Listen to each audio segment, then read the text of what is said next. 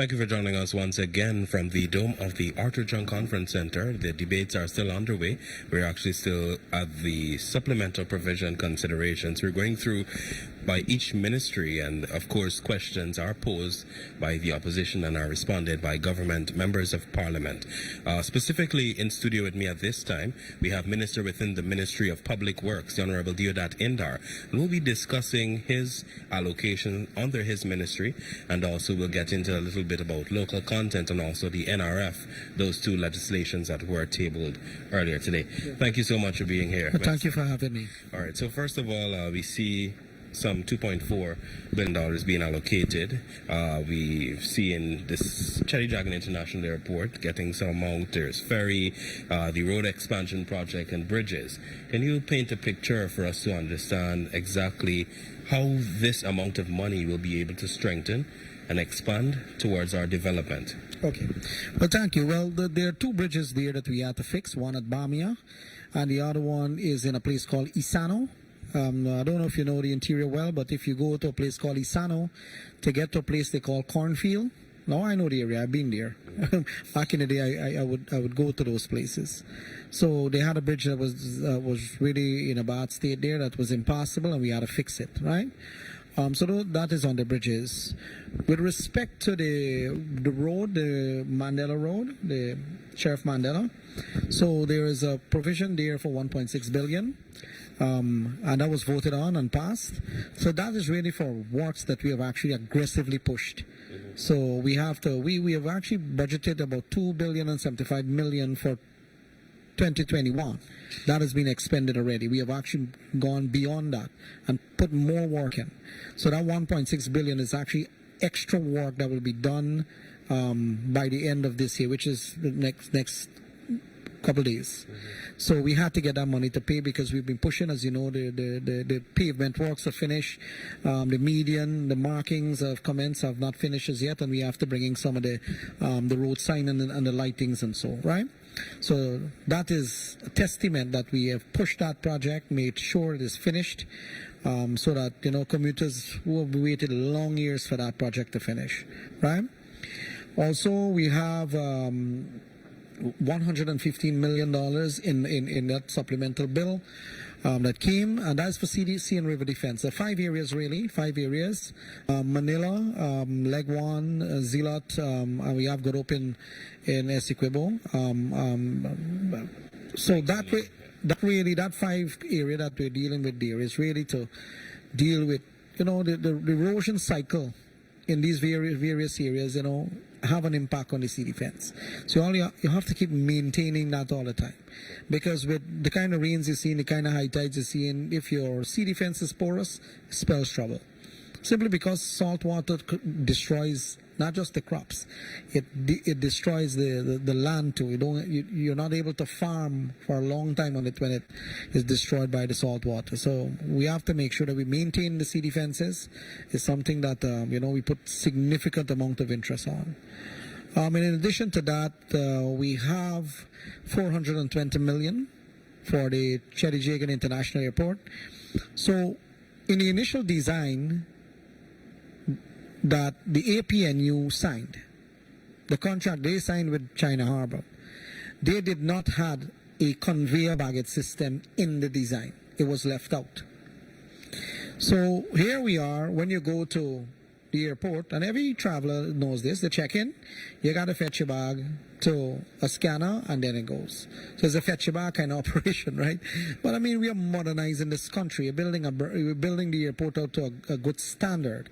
So this baggaging system now, as you check in, it goes on a conveyor, it goes through the main scanner, and then it goes towards dispatch. So you don't have to, after you finish checking in, to take your bag, line up, then tote it on that scanner that they have there, then it goes through and so. So the minute you check in, your bag is weighed, and so once the airlines is okay with it, they put it on the conveyor and you go. I mean, if you go internationally, you go to Miami, you go to Florida International, you go anywhere you go in the developed world, you'll see that kind of operation. So that is what we're putting in at the airport here, right? And that will cost you about 420 million. And it's bringing our country to that place where we want it to be, where, you know, we're modernizing the country. right? So we have those, and then we have an interim payment of I think it's 213 million. That is for the vessel that we are building in India to ply the route from Kingston to Region 1, Morawana, Kumaka, and Port Kaituba. Those are the three areas, and it will come to Kingston. So that is progress payment on the works that was verified recently by a trip from senior personnel from MARAD and Transport and Harbors and Public Works that went to India. They verified the completion of the works, and we have to make the payment. So that is it when it comes to the supplemental figure, which is really to just push the agenda, the transformative agenda, and all the other things that we are doing. Yeah, thanks for that, Minister.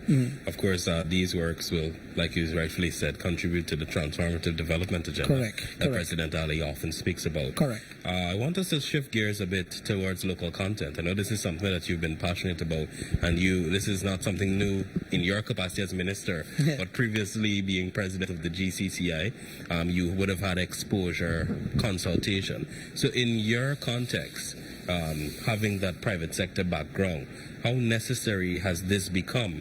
And could you perhaps paint a picture when we're talking about the timeline or the legacy of this policy, or this legislation, I should say? What has that been like? If you could walk us through the years. Oh, well, so in 2017, we found oil in 2015 and 16 and 17. There were about maybe one drill ship offshore and about 3 supply vessels. So they were still doing exploration, right? And then it started to ramp up in that year a lot, right? And then I became the president of the chamber, coincidentally, and the oil and gas industry was upon us. And a lot of things that I saw as a leader of the private sector then, in 2017, were things that we could do as a country, as a republic. Our private sector was capable enough to do some of these services. But these services were not done by our people. They were done by foreigners. And it continued, and it get worse and worse as you go along. Because the same foreigners, rather than the business migrate over to locals, the foreign businesses here sort of expand and get bigger and bigger and bigger and more ingrained into the oil and gas sector with the tier 1 contractors, the operators, and so on. Whilst Guyanese people were not getting that kind of business. Now, mind you, this is our oil, and we are paying part of the cost for everything there, from seismic straight up to commissioning, right? Our costs we are paying for, right? Including other costs that, the geotechnical costs, all of that forms part of cost oil, include the cost of the FPSOs and so on. So here is it that there's a massive industry and you don't have a regulation to deal with it. Now, I've called for local content policy when the previous government was in power. We had 2 drafts. I think a third one came. There were a number of drafts. Never once did anybody put a signature to those things to give Guyanese a fighting chance. And we called on government at the time. I called on them a number of times till it reached a point of frustration. I actually got our people at the chamber to draft a local content legislation, a draft in the Chamber of Commerce. We've never done it before. We don't know about drafting legislation, but we put it out of frustration. We sent it and said, look, this is what we would like to see. Can you look at it to President Grange at the time? And, you just got to respond that we receive it, and that was it. But this legislation, it is a significant thing, a very significant thing for our people. And the PPPC government led by Dr. Irfan His Excellency has got it done. Vice President Dr. Jagdeo has made sure that the promise in the manifesto that will bring legislation on local content is fulfilled this morning. We're keeping our promises. Now, what does this mean? This means that you have 40 areas of services that will be ring-fenced for Guyanese. Ring-fence mean that it will go to Guyanese first. And Guyanese must participate in these particular areas. And every one of the 40 different areas were consulted with the private sector over and over again to show that they have capacity and capability to execute those services.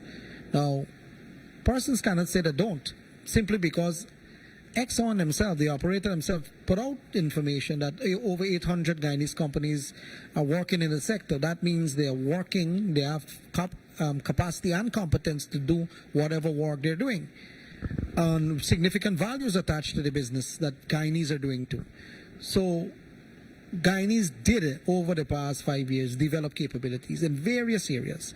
Now this legislation will give them a chance to become bigger, expand business in a better way, and give them a fighting chance. But in addition to that, there is a feature in the local content legislation, as we have it in draft now tabled in the National Assembly, that will be debated until a few days away. I think it's only 29th. Yep. So there is a provision in there that the minister have to set up a unit to deal with a national register of local companies. The definition of what a local company is was key. It's 51% ordinary share capital, but you must make sure that you have 75% of your managerial people Guyanese or 90% of your non-managerial Guyanese. So here you are with two tests of locality, right? Two tests of locality so that you avoid shop fronts, where a foreigner can come and rent a local Guyanese citizen just to say you have 51% and go about the business and get in contracts. So to avoid shop front, you have to have that demonstrated staff capacity here to say so. Then there are fines if you falsify that kind of return when you're making your submissions to the local, the Ministry of Natural Resources, to the Secretariat that will be dealing with local content that will have to be set up. So those are some key areas. When you do that with the local content definition, the catchment area for businesses in the local arena is huge. It will pick up a lot of businesses that fall in that criteria that will now have eligibility and ties them with the resource offshore. You see, the legislation creates a bond between work and services offshore and onshore and the local Guyanese private sector. So that linkage is there. The legislation is now that linkage to tie Guyanese to the prosperity that the oil and gas will bring. One other very important point about this particular legislation is that the minister has the capability now to issue by order the targets that they have, to increase those targets as capacity develops in the country. So that is key. So it's not like a fixed thing now and it doesn't change.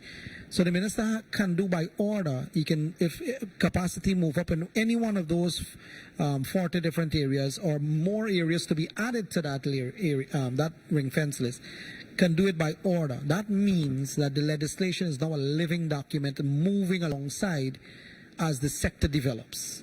So as the sector develops in a particular area and is demonstrated capacity, then we can say the minister can do that by order. It adds more and more services as we go along the line. Because some of the services, a number of services need to be done in the oil and gas. So we have only ring fence 40 of them that we know we have capacity, demonstratable capacity. So that living document now becomes, in my view, one of the very good models for local content. Now, I have read local content legislation and regimes for over 17 different areas from all over the world when I was doing my research on local content, when I was advocating for it. So I've seen different ones, very harsh, some less harsh, some very loose. There are some countries without, some countries with policy and not law, and so on. And then they have, countries who just have one little paragraph that says all things rope, soap, and dope must go to locals for forced consideration. So one line alone, captures everything. So I see countries with one line in a legislation, in a contract, to countries that have massive legislation like Brazil and Ghana and so on, right?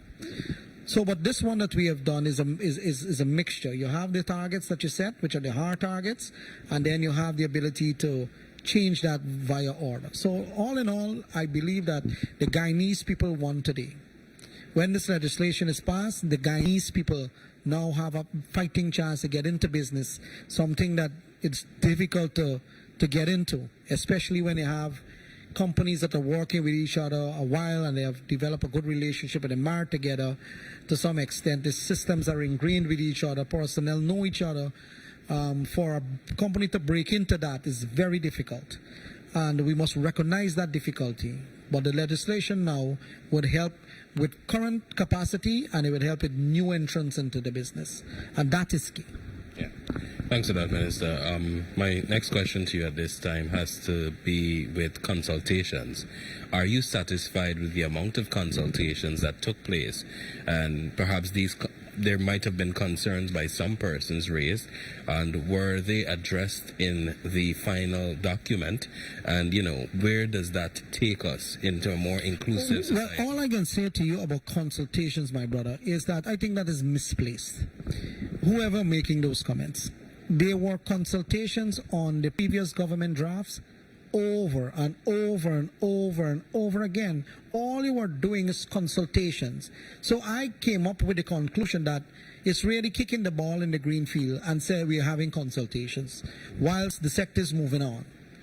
What we have done here is not anything new that was not required by the private sector who was calling for local content legislation and civil society. What we have done here is to recognize the calls from that, and we have done consultations too.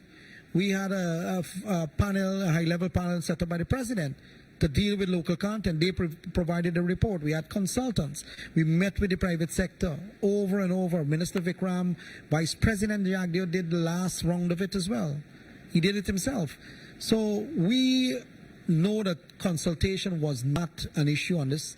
I think if anybody is to claim that they weren't consulted, maybe they didn't want to be consulted, just to claim that they weren't consulted. I believe that is just maybe a very, very small pocket would make that claim.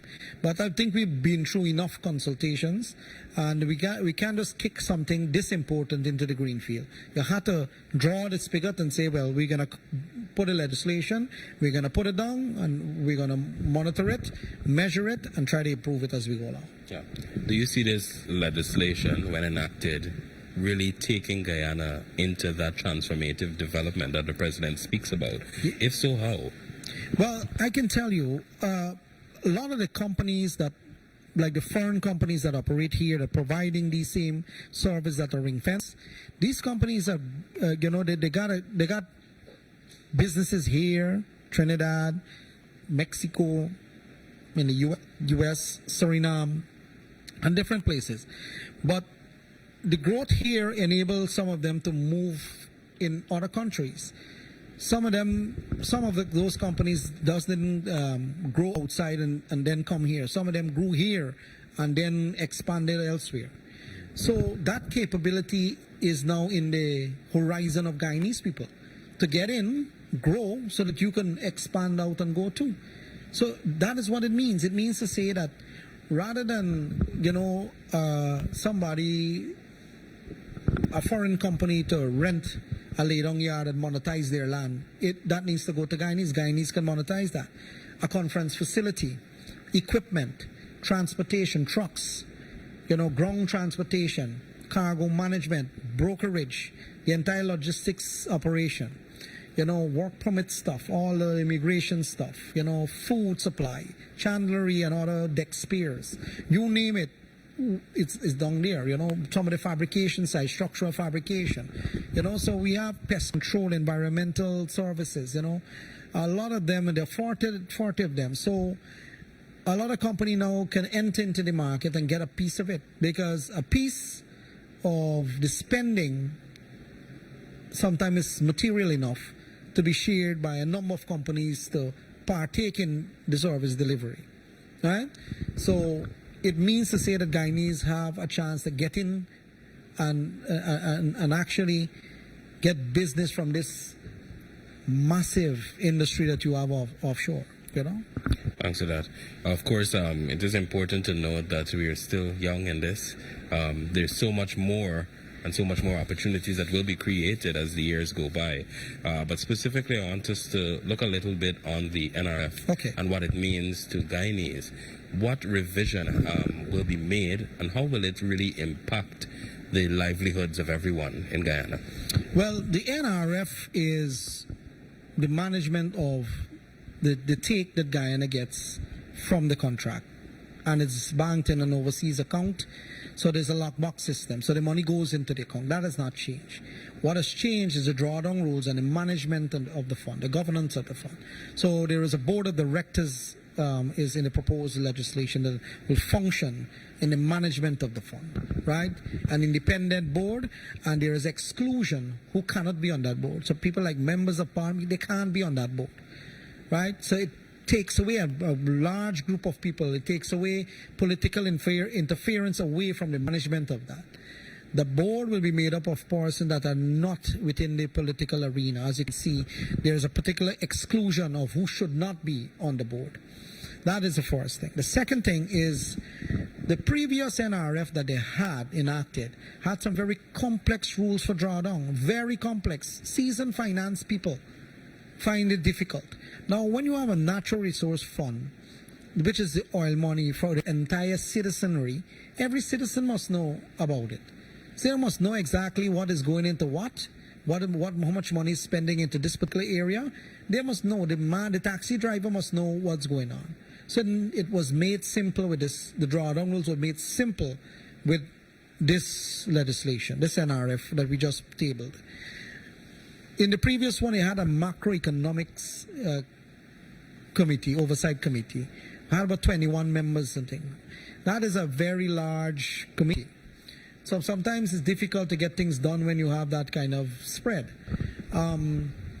So they have the board of directors now. They will have the investment manager. They have a whole lot of things that's still there.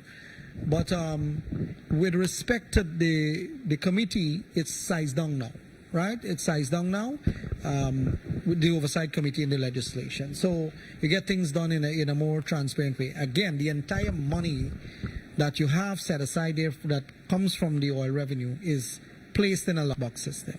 The governance of it is a board of directors that will manage the entire fund. It's completely separate from government overreach, which was the problem with the last legislation.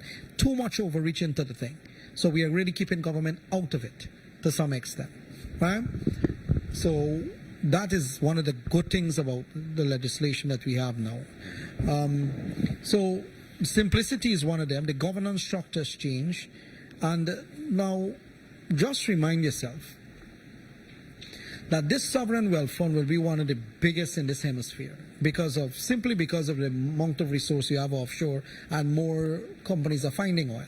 The current operators finding oil, CGX just posted something that they found some hydrocarbons too, right? So this is a fund that will be a massive fund, and you need to make sure that the governance of it is good. Two, that everybody understands how it works. And most importantly, everything that has to be spent there have to come to the National Assembly. It got to come here and it got to be debated here, questioned here before it's spent. And that is key. It is not done in any sneaky, hidey, dark room kind of operate. No. None of that. It comes to the light of day in the National Assembly where it's tabled and debated and voted upon, then implemented. And that is, some of the key things about this particular legislation that we have to be proud of too. And it's another promise that the PPP government, when we were in opposition, we campaigned on it, that we will change that, and we have now done so.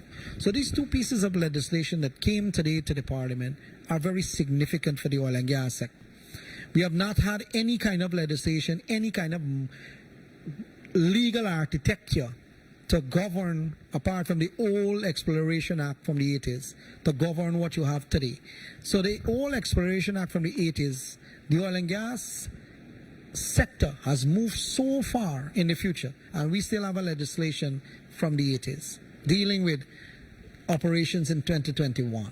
It is a misfit. So these pieces of legislation assist with the management of this massive amount of reserves that we have found.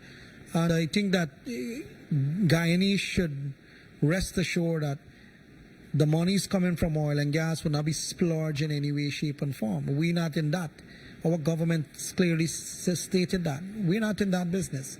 We'll manage it properly, and everything that we spend will come back to the National Assembly. Yeah. Minister, we're just about out of time, but my final question to you at this time. With these legislations being tabled, going to be implemented, where do you see Ghana in the next 5 years, in the long term? How will this help to strengthen not only local content or strengthen the reserve fund, but also strengthen us as a country, as a people, that we're able to be resilient in changing economies? Well, that's a good question. So, with the contract that the government of Guyana has with Exxon, the operator, 75% of any single year is cost oil, right?